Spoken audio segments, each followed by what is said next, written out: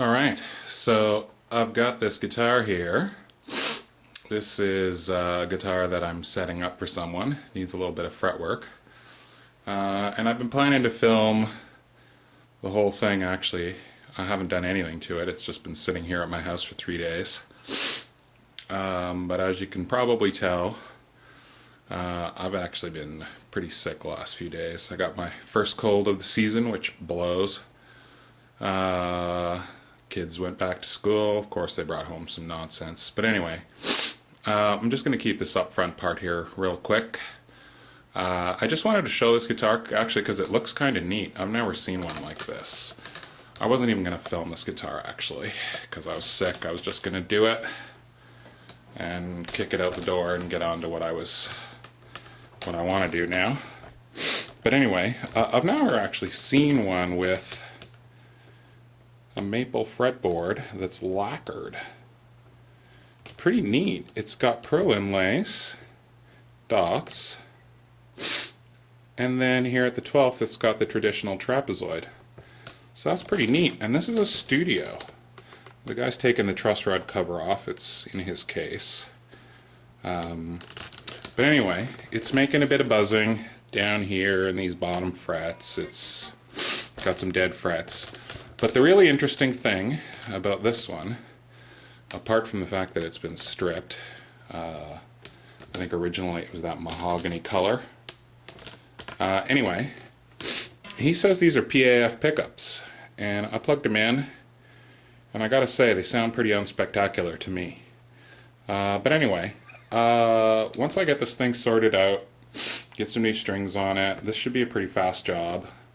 I don't know that I'm going to go ahead and film any of the actual work. I don't know, maybe I will. I'm still feeling pretty sick, and it's a lot of work to set this up for filming. But what I will do is, hopefully, after I get this thing done, we'll plug it in and see what it sounds like. Anyway, stay tuned.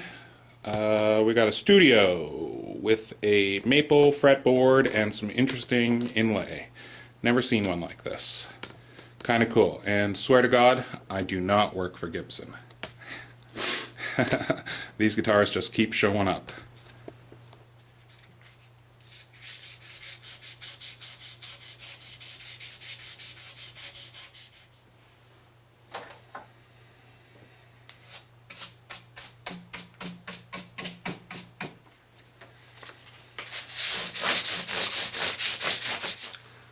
Alright, well, that's some 3000 grit sandpaper.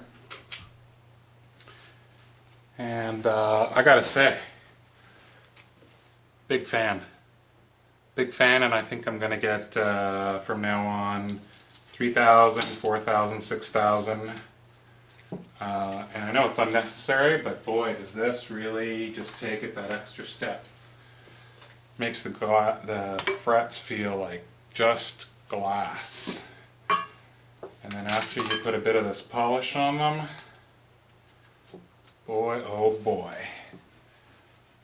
that is the dog's balls, I gotta tell ya.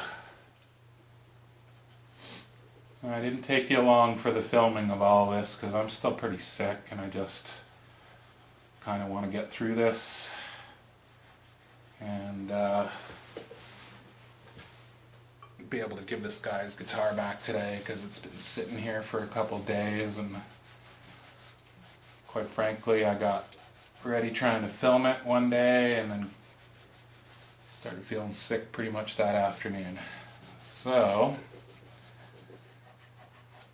the key with this Never Dull is to come along and really, with a clean cloth, give it a good wipe down afterward, and it just brings it up to a wonderful shine. And if you're doing this, do not skip grits of sandpaper.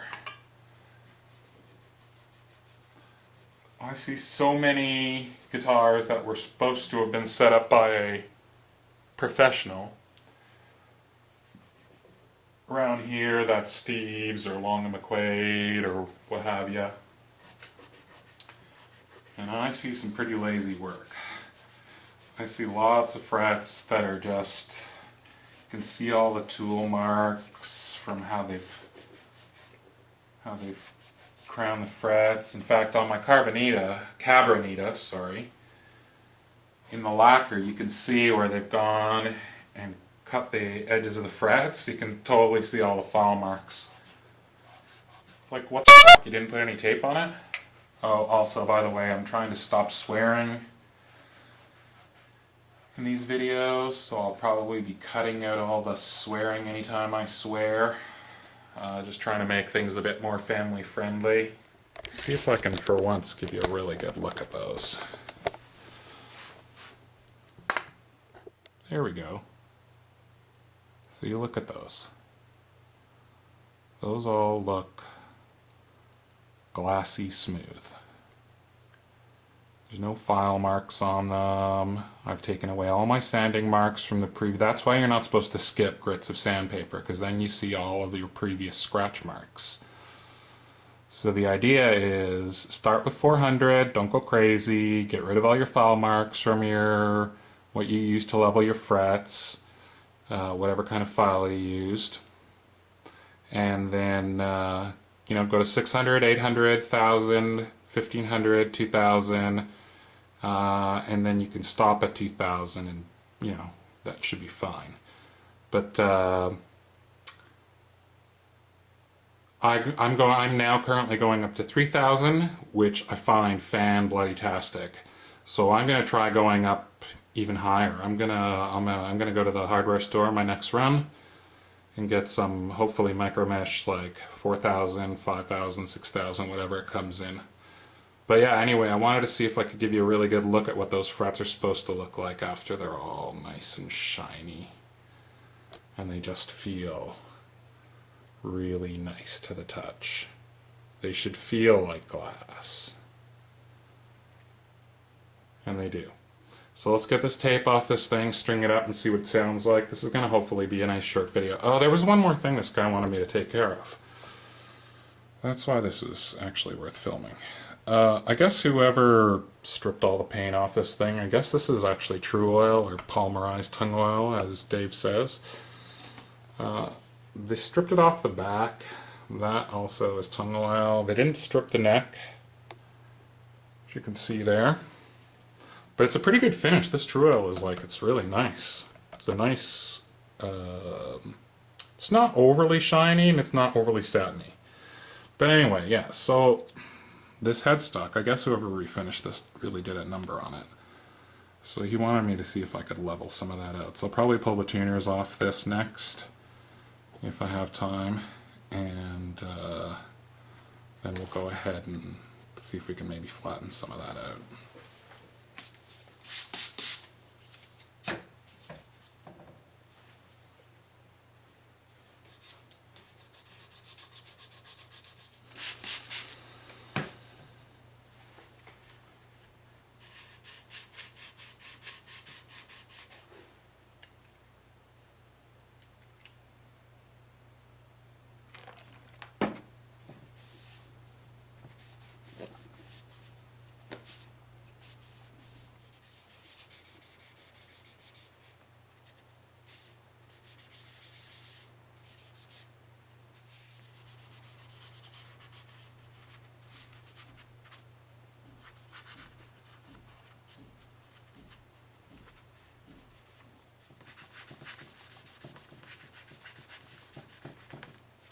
Back to looking pretty good.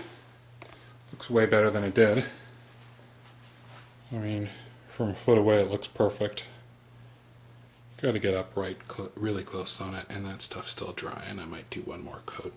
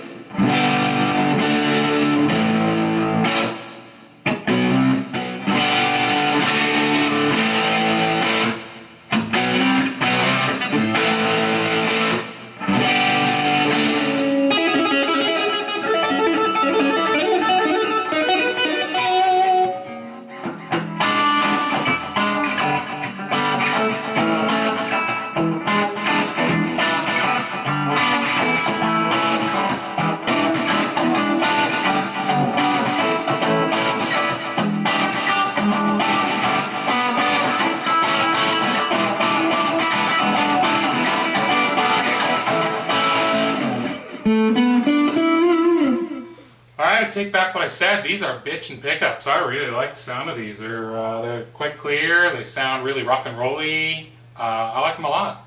It's a nice guitar. Tell you what though, whoever set this up before was a bit ambitious about the way they set it up. Action was really, really low. Everything was buzzing all over the place. So we did a fret level. I had a hell of a time. I'd gotten rid of all the fret dials on the lower 3 strings, and then I was having a hell of a time with the top half. And then when I got that within Gibson factory spec, it was pretty good, except it was still rattling a few places, and I checked and double checked the relief, and that's now perfect. And so far,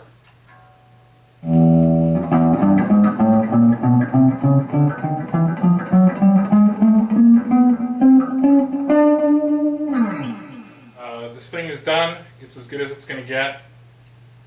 I think the next step with this guy would be to replace the nut. I think it's been cut a little bit too low. And frankly, I wasn't about to pull it out of there and try and shim it and recut it. Not at this point. It's as good as it's going to get. Pickups are good. Intonation is good. Action is as good as it's going to get. For now.